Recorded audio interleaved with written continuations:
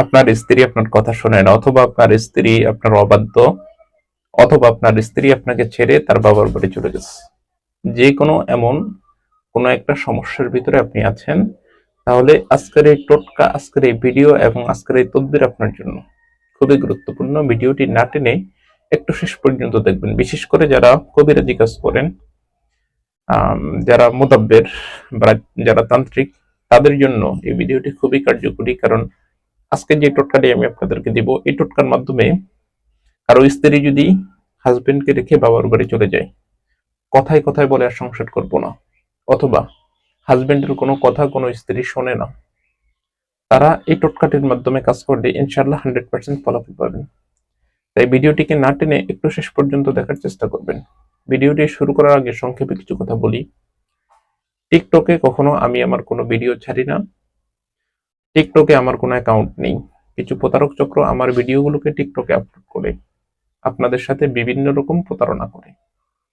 প্রতারক চক্র থেকে সাবধানে থাকতে স্ক্রিনে দেওয়া 3355 নাম্বারে ভিডিও কল দিয়ে কনফার্ম হয়ে আমাকে দেখে তারপর কাজ দিবেন। চলুন কথা না বাড়িয়ে ভিডিওর মেইন আলোচনায় আসতে পারি।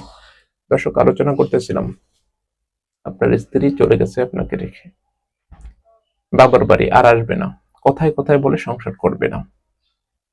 আপনি আপনার এই স্ত্রীকে আনতে চাচ্ছেন, কিন্তু সে আসতে চায় না। আজকে যে তদবিরটি দিব, এই তদবিরটি অনুযায়ী যদি কাজ করতে পারেন, নিজের পায়ে হেঁটে আপনার স্ত্রী নিজের পায়ে হেঁটে আপনার বাসা পর্যন্ত চলে আসবে। কেউ আটকে রাখতে পারবে না। অথবা তার বাবা মা যদি তাকে কোথাও কোনোভাবে নজরবন্দিতে রাখে, আটকিয়ে রাখে, অথবা তাকে আসতে না দেয়, সে নিজে পায়ে হেঁটে চলে আসবে। তো এই তদবিরটি করতে হলে সর্বপ্রথম আপনাদের একটি তাবিজের প্রয়োজন হবে। তাবিজটি কিভাবে লিখবেন, কোন প্রসেসে লিখবেন, সম্পূর্ণ বিষয়টি আমি এখন আপনাদেরকে দেখাবো। আপনার আগে তাবিজটি কিভাবে লিখতে হয় এই বিষয়টি দেখে আসি। আপনার স্ত্রীকে বশীকরণ করার জন্য যে নকশাটির প্রয়োজন, অর্থাৎ আপনার স্ত্রীকে যে বশীকরণ করবেন, সেই নকশাটি হচ্ছে এই নকশাটি। নকশাটি একটু কাছের থেকে দেখেন।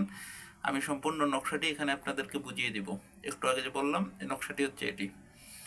একটু দেখেন, এখান থেকে দেখেন, কাছের থেকে। আগে প্রথমে দেখেন নকশাটি কিভাবে আঁকতে হয় এবং কিভাবে ভিতরে চালগুলো বসাতে হয়, এই বিষয়টি আগে দেখে নেন, তারপর আমি বুঝিয়ে দিচ্ছি আপনাদেরকে।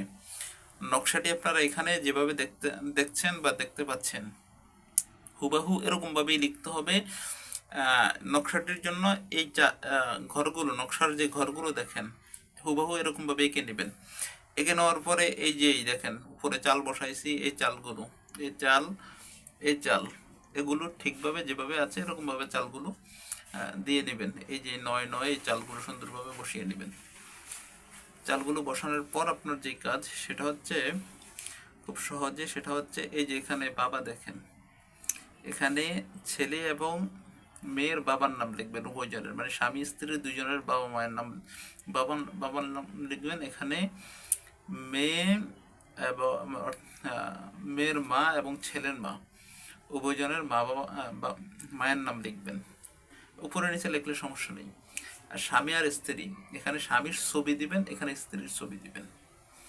আর নিচনের ঠিকানা, মানে আপনার স্ত্রী যেখানে থাকে, যে ঘরে থাকে, যেখানে থাকে, ওই জায়গার ঠিকানাটা একটু বড় হলেও নিচনে সুন্দর করে লিখবেন ঠিকানাটা।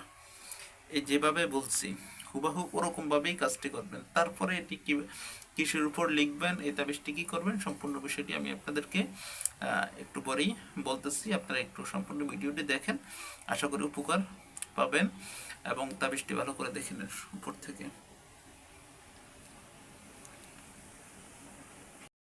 এতক্ষণ যে তাবিজটি আপনারা দেখেছেন, এই তাবিজটির মাধ্যমে আপনি আপনার স্ত্রীকে আপনার কাছে নিয়ে আসতে পারবেন। আপনার স্ত্রী আপনার কথা শোনে না, তাকে বাধ্য করতে পারবেন। তো তাবিজটিকে কিভাবে ব্যবহার করবেন এই বিষয়টি, এখন নিয়মটি আমি বলছি। তাবিজটিকে সুন্দর করে লেখার পরে তাবিজের নিচনে আপনার স্বামী এবং স্ত্রীর দুইজনের দুই পাশে ছবি লাগবে। দুইজনের মা বাবার নাম সুন্দরভাবে লিখবেন। বিষয়টি যেখানে তাবিজের ভিতরে আমি যেভাবে দেখাইছি ওরকম ভাবে লিখার পরে তাবিজটিকে সুন্দর করে একটি তালার সাথে পেঁচাবেন। তবে তাবিজটি লিখবেন আপনারা হরিণের চামড়া অথবা ভোজপাতার উপরে।